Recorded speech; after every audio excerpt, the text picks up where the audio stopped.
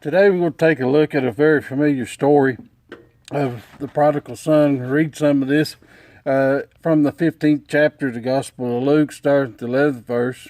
And he said, a certain man had two sons, and the younger of them said to his father, Father, give me the portion of goods that falleth to me. And he divided unto them his living. And not many days after, the younger son gathered all together and took his journey into a far country, and there wasted his substance with riotous living. And when he had spent all, there arose a mighty famine in that land, and he began to be in want. And he went and joined himself to a citizen of that country, and he sent him into his fields to feed swine. And he would fain have filled his belly with the husk that the swine did eat, and no man gave unto him. And when he came to himself, he said, How many hired servants of my father's have bread enough and to spare, and I perish with hunger? I will arise and go to my father, and will say unto him, Father, I have sinned against heaven and before thee, and am no more worthy to be called thy son. Make me as one of thy hired servants. And he arose and came to his father. But when he was yet a great way off, his father saw him and had compassion, and ran and fell on his neck and kissed him. And the son said unto him, Father, I have sinned against heaven and in thy sight, and am no more worthy to be called thy son. But the father said to his servants, Bring forth the best robe, put it on him, put a ring on his head, and shoes on his feet, and bring hither the fatted calf, and kill it, and let us eat, and be merry. For this my son was dead, and is alive again. He was lost, and is found. And they began to be merry. And we look at this, we know we can compare this younger son and that to a child of God that's straight away, fallen by the wayside, backslid, whatever term you want to use to call it. But we all get in that shape to some point. The thing is when do we return, and that to God? We know in this story that this young man, he had to go all the way and that to the hog pen, starving to death, and that before that he realized that he could go back and that to his father.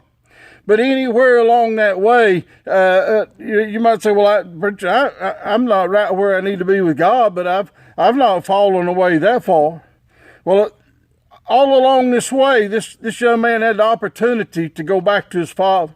Even back when he said that, asked his father to give to him the portion that fell to him, he could have decided that, well, no, I'm going to stay with my father. And then as he began his journey, and just you can imagine him going down the road and the father watching, and just as he gets out of sight, the young man then still could have turned and come back to his father. And his father would have welcomed him with open arms. And all along this journey, as he began said he wasted all of his summer on riotous living. And during all that time, whatever it may have been, I'm sure they had similar things and that today, drinking and carrying on with friends and stuff, just as people will today, and straying away from the Lord. But whatever the riotous living was, any time during that, he could have made the decision and that to come back and that to his father. And his father would have still had his arms spread open for him, and that had welcomed him home. And then as he lost everything, and he could have went back to his father. And then when the famine come over the land, he could have went back and then to his father. As he began to be in want, he could have went back and that to his father.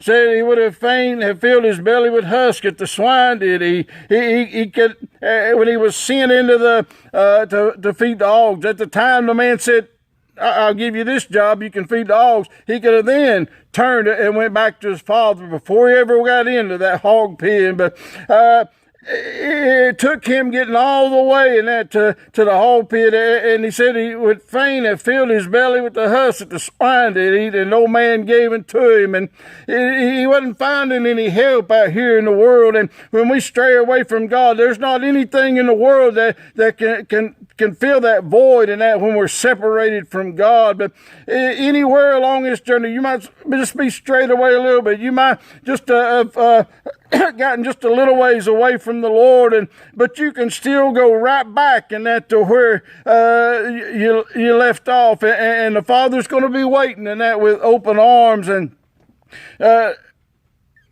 problem is, too many times that we let it go, and we keep putting it off, and we get to the place, we get as low as this young man was, and we get just as bad off as we can get, and the further we go, the harder it is, and then to come home. So wherever you're at on this journey, get right with the Lord. Come back to the Lord. And you might say, well, preacher, I can't even go to church right now and go to the altar and pray. And no matter where you're at in this journey, and no matter where you might be physically right now, you can pray and you can get a hold of the Father, and He's still got His arms spread wide open and that for you. He's looking for you and I. And the thing is, this young man, as he come back to his father, he said his father sent him a great way off, and he ran to meet him. And James wrote that if we'll draw nigh to God, God will draw nigh unto us. He's going to come and meet us, but it's our move, and then we've got to make the move and then to get back to God. So today, if you're strayed away from God in the least, repent, get right, come back to the Father. He's got His arms spread open wide, and that for you. Don't wait. Don't get all the way to the hog pit. Come home to Jesus.